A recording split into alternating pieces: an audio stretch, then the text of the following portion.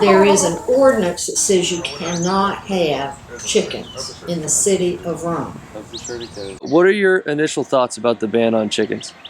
I think it's rather amusing. My thoughts on the ban, I think it's kind of silly.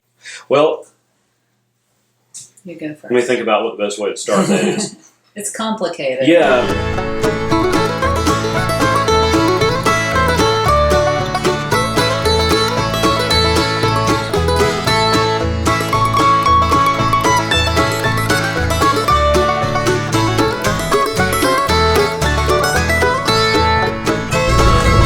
Making movies.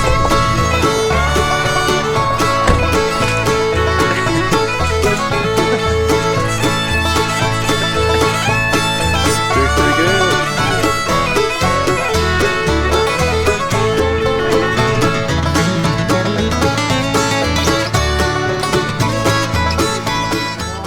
My name is Sue Hamler-Lee.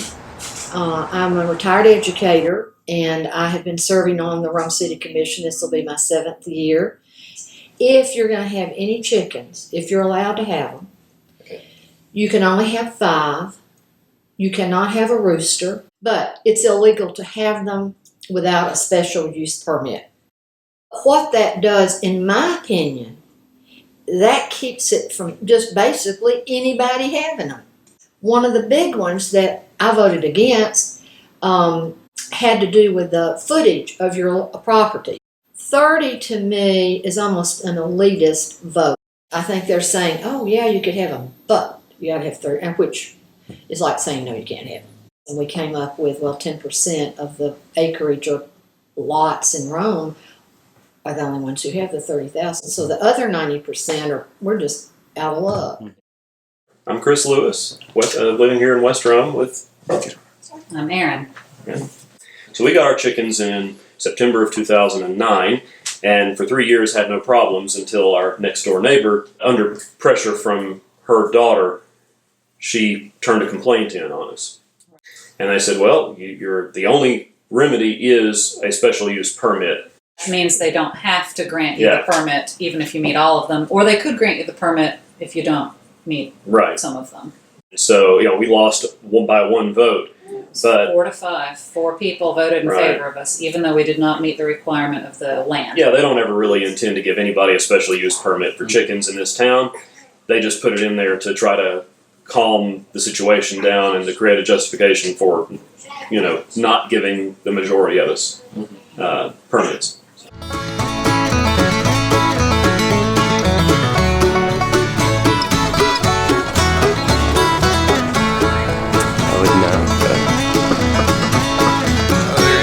Oh boy.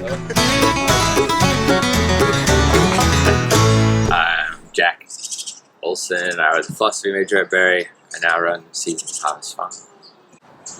I wanted to keep chickens primarily for the experience. I intend to be in developmental work teaching for most of my life, and I've never done it, so I figured it's time to get my hands dirty, jump in. Of the animals we considered, chickens were clearly the most convenient. Least work. We still wanted to be able to go away for the weekends, and there aren't many other animals you can do that with. And we do also like eggs. I figured it is definitely cheaper to get eggs this way than to get them straight from the store. Are they difficult to take care of in this kind of environment? Not at all. No. After I got everything set up, I'll check on them once every other day or so, grab the eggs, and I can leave them be for up to a week without looking at them at all. Yeah, most of my daily routine, when it does happen, involves me walking out the back door. Looking over here, I can see the level of the food from the door, and I put the stick into the water bucket so I can see the level of the water from the door. Provided they're both still good, I walk back inside. It was really easy to keep them in the backyard because we had a portable coop called a chicken tractor that you can move. You can move it every day if you want, every few days, and then they have fresh grass. We would let them out, and then they could run around the yard when we were supervising them. So that was all pretty easy. And then, chicken food is inexpensive, so it was great to be able to just, it's cheaper than keeping, I think, a cat or a dog. Oh, they're hungry.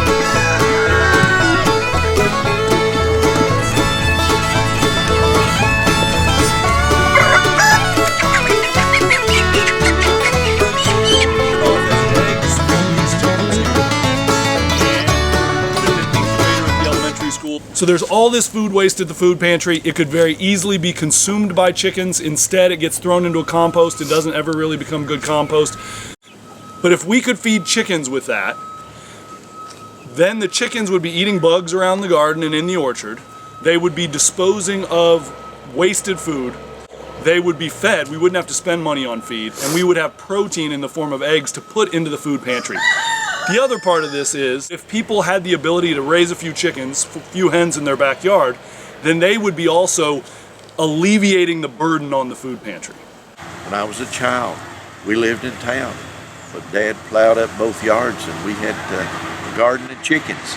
And it was a part of America that we understood. And it seems like sustainability, to be able to help ourselves in difficult economic times, this is an issue that could be very meaningful for families. So to me, one of the most important things about having these animals is that my kids see firsthand how to raise food, how to raise animals, how to respect animals, and how to be thoughtful in that regard.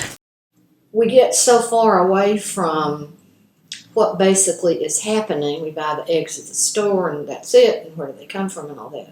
We homeschool the kids, and so, you know, you're right. Right. I made a log of how many eggs they laid each day. Yeah, right. Bar graphs and that kind of thing, observations about their behaviors, all that kind of stuff.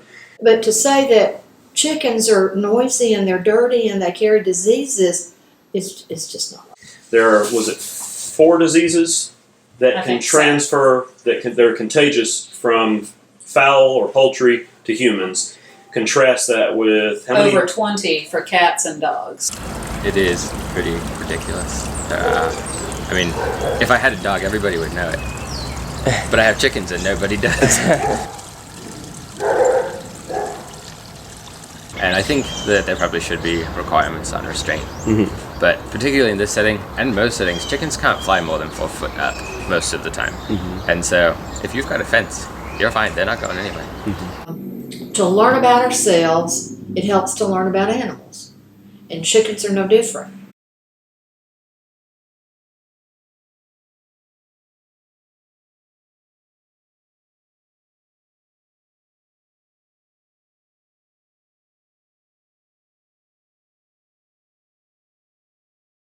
I think we should allow a few chickens. I mean, you can have sensible regulations to ensure you don't end up with some nasty, chicken factory next door, but you can have a few hens and it's not going to bother anyone. And honestly, I think it would be beneficial to the community in general.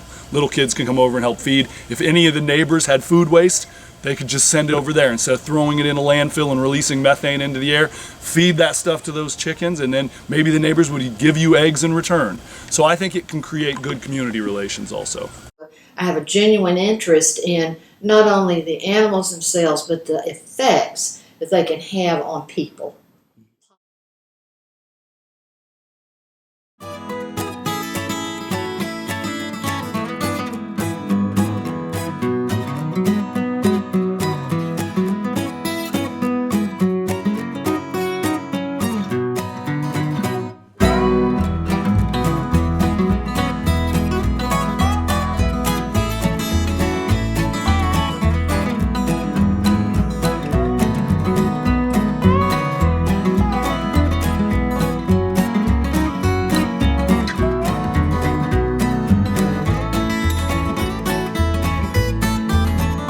Backyard chickens.